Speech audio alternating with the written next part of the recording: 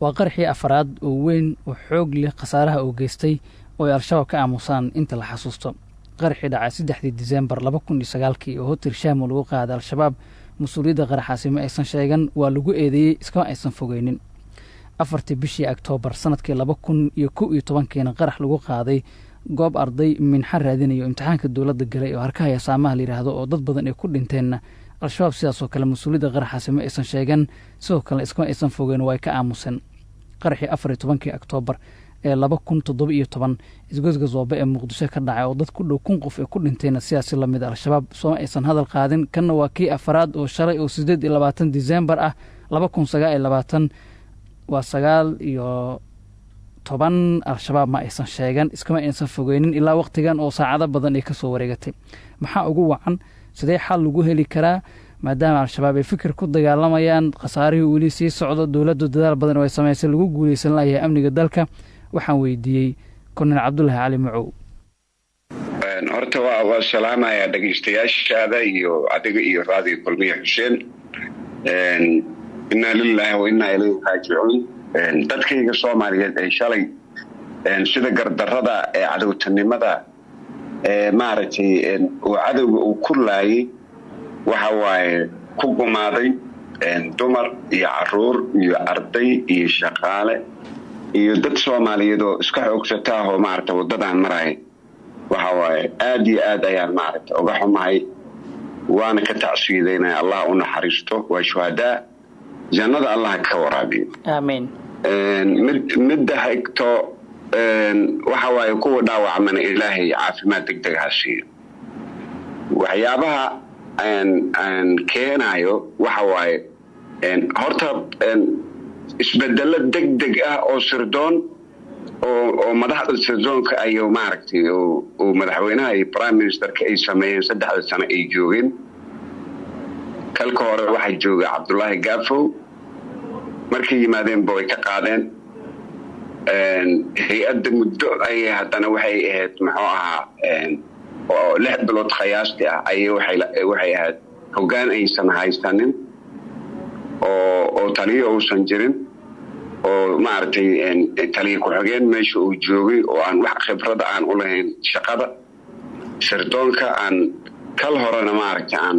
ka soo shaqeeynin loona soo carbin loona tababarin ayaa ku sima ahay kadib haddana waxa waaye Xuseen oo ah maxaa xildhibaan ay ka soo maxaa ka dhigeen maxaa inuu noqdo taliyo oo noqdo labada sano sidaas ku dhamaatay sanadkii saddexaad muddo dheer ayuu sanad ku dhow ayuu haddana ku simo oo ahay Fahad Yaasiin marka intaas oo dhan hay'adda wixii burburisay markii koriinkii muxuu ahay ay ku socotay maxaa sida caaboon oo cadawga la dagaalamayso hoos ay u dhacday niyad jab ayaa yimid muddo dheer ayaa ciidanka mushaarkooda iyo xuquuqii ay lahaayeen aan la siinin oo 3 sano laga soo bilaabo xilligii Cabdullaahi Gaafo ilaa laga yimaado muxuu ahaa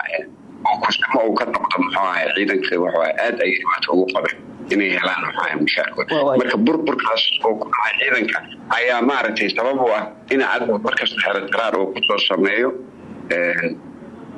meelaha kolba uu damacsan yahay qaraxa waa kii afraad taariikhda inta la xasuusto oo ay al-shabaab ka aamusaan inta lagu eedeeyo ama aanayba sheegin mas'uuliyadiisa qarxii koobaad ee dhaca oo al-shabaab ay ka aamuseen waxa kii hotel Shaamo qarxii harkaha iyo saamaha qarxii Zoobe iyo kan oo aanay ka hadlin soo hadal qaadin oo aysan sheegan ama iska fogeynin marka maxaa ugu wacan isleedahay al-shabaab qarxan ay ka aamusaan oo 100 qof ay ku dhinteen hadda مثلا markii ay maaragtay Twin Towers in New York markii ay maaragtay oo al-qaacida ay wararka ay soo abaabuleen ay maaragtay dhibka aragtay ay geysteen oo dadka badan ilaa 4,000 oo qofood ay maaragtay ku dhinteen ay weerareen maxaa Pentagon-ka wasaaradda gaashaandhigga iyo tii saddexaad oo maaragtay dad rayid oo iska musaafir ah maaragtay diyaaradda ay la dhacday markii la isku qabsaday dhaxdooda ay ku dagaalameen way ka aamuseen kama aysan hadlin because xasuuqa weyn oo fajaacishada oo maaragtay dadka bini'aadmiga ay la yaabayaan meel kasta adduunyada leeyahay war waxaa sameeyey anaa sameeyey ma dhihi karaan sababtoo annagaa sameeyna ma dhihi karaan sababtoo ah waxa waaye wax maaragtay damiirka caalamiga iyo kan Soomaaliyeed inta damqata ay dhamaantood ay ka wada xanuunsanayaan waay kuma dhacaan inay sheegtaan marka waa iyaga wayna ka dhuumaalaysanayeen markii maaragtay musiibada noocaan oo kale taa ay geystaan laakiin waxaa jirta qaraxyo kale oo badan oo kan maxaan ku raada lamida ama ka daba dhow oo caruur saqiira lagu laayay oo dad shacab oo haween iyo dhalinyaro kale ah lagu dilay oo hoteelo lagu galay oo ay sheegteen muxuu ka bedelan yahay kan dadkii kale ee la laayay tiro un mooye tirada uu ka bedelan yahay iyo waxa suurtagal ah inaysan isku raacsanayn oo maaragtay oo group gooniyo oo iyaga maaragtay ay maaragtay go'aankan ay qaateen oo go'aan oo imidisiin aysan ahayn oo kuwa maaragtay difaaco xasuuqa dadka oo iyaga u hadlo aysan ka warqabin marka way isku maqan yihiin laakiin se waxa way qarax dhibaatadan waa iyaga waxa geystay shabaab waa cid kale ma marka shabaabkana meel kale ma joog waxa u baahanaa dad badan oo Soomaaliyeed waxay isweydiinayaan al-shabaab wuxuu ku dagaalamaya waa fikir oo qaldan maxaa loo waayay muddo dheer in la helo fikir kale oo al-shabaab lagu la dagaalamo oo dalka looga saaro ama amniga goobaha dawladdu ay joogto lagu waxa waaye ugu horeyntii fikirka iyo maxay diyaarinta tababarka sirdoonka iyo hay'adaha amniga waa mid inuu noqdaa mid tixana oo qofka maaragtay aqoon ahaan loo fahamsiiyo waxa uu difaacayo inay yihiin dalka iyo dadka iyo dawladdiisa taasi marka waxay u baahan tahay xasilooni siyaasadeed oo ay maaragtay ku lug yeelanin hay'adaha amniga dila Soomaaliya qofka ay doonaan maaragtay ay kolkaas iyaga maaragtay u ah muxuu ahaa mudnaan u ah inuu asaga maaragtay daacad u noqonayo qofkaas ayuu dhiibaa oo aqoonteeda aan lahayn marka waxa waaye barbaarintii iyo ciidankii muxuu ahaa tababar ahaan markii loo dhiso moralkiisa ayaa jabay sababtoo ah waxa waaye dhaqaale ma jiro dhaqaalihii uu ku yaryahay tan kale waxa waaye muxuu ahaa waxa imaanayo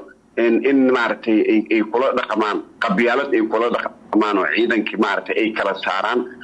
ama kooxaysiba maaragtay isla markii meesha ay maaragtay ka dilaacdo oo qaarkood iska niyad jabaan kuwii sidaa sameeyeen ay maaragtay aysan hawshaan ay iskaga baabacdhigi karin inay cadowga ay ka hortagaan marka waxa waaye waa dhibaatada ugu weyn waxa waaye hay'adaha amniga oo sida degdega loo bedelayo oo baarlamaanka uu si shaqo uusan ku leeyahay go'aankaasi madaxweynaha uu gaaray maanta inuu magacaabo 3 bilood 4 bilood kadib oo hore uu ka bedelaya marka waxa waaye burbur fikir ma jiray hal abuur ma jiray qof walba mid kasta oo la keenay wuxuu la imaanaya wuxuusan asaga aqoon inuu ku soo dhaxdhaco oo wuxuu ka bilaabayaa maaragtay inuu burburkaas ayaa ku marka waxa waaye nimankaan iyaga waa sirdoon oo si joogta maaragtay u shaqeeyo uga howlgala magaalada Muqdisho iyo agaarkeeda hawsha ay qabanayaan baaritaan ku soo sameeyo soo sahamiyo maalinta ay ku haboon tahay muxuu ahay bilaabaan inay maaragtay ay meesha ay soo weeraraan marka kuwayna waxa daciifinaya waxa waaye muxuu isbedelka faraha badan oo dadka siyaasiyiinta ay faraha ay kula jiraan muxuu ahaa hay'adaha amniga marka madaxweynaha Soomaaliya Maxamed Cabdullaahi waxa uu harsan hal sano waxa laga sugayaa shaqo badan oo ay ugu horeyso amniga iyo waxyaabaha kale muhiimka ah ee doorashooyinka dalka ka dhici lahaa oo aan wali ay muuqato doodi ka taagan tahay marka halkaas sano Maxamed Cabdullaahi maxaa kula talin lahayd oo aad dhihi lahayd madaxweyne waqti 3 sano ka soo baxay hal sano ku dhiman ummadda Soomaaliyeed inta ugu qabo horta dhinaca amniga waxa waaye midna waa difaac midna muxuu ahaa waa weerar waay waxaan kula talin lahaa horta in weerarka oo shabaabka maaragtay laga dhigo muxuu ahaa weerar midaysan oo dhammaan furimaha muxuu ahaa ay ka howlgalaan ama weerar lagu qaado ilaa shabaabka waa loo jeedaa furimaha ay joogaan oo dhan in maaragtay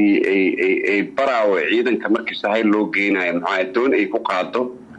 horta in ciidamada Amisom iyo wadada ay furaan oo shabaab laga fogeeyay muxuu ahay caasimada laga fogeeyo oo weerarkaasna uu noqdo weerar maaragtay joogta oo furmaha oo dhan laga qaado Hirshabeelle laga qaado oo maaragtay galmudug laga qaado oo maxaa shabeellaha hoose laga وتفرينك اللي قاعده يحصلون السياسات أو معركة هذا يقول لك سكر بدن وعن ذلك صار يمسوا كلام إنه قبل كده وحياة كمان دق وعبي هاي صوص أنا بقى تيار كحمر إنه بقى ومعركة عن شباب كان لوش المكة ماشي وسوي عن تاسوع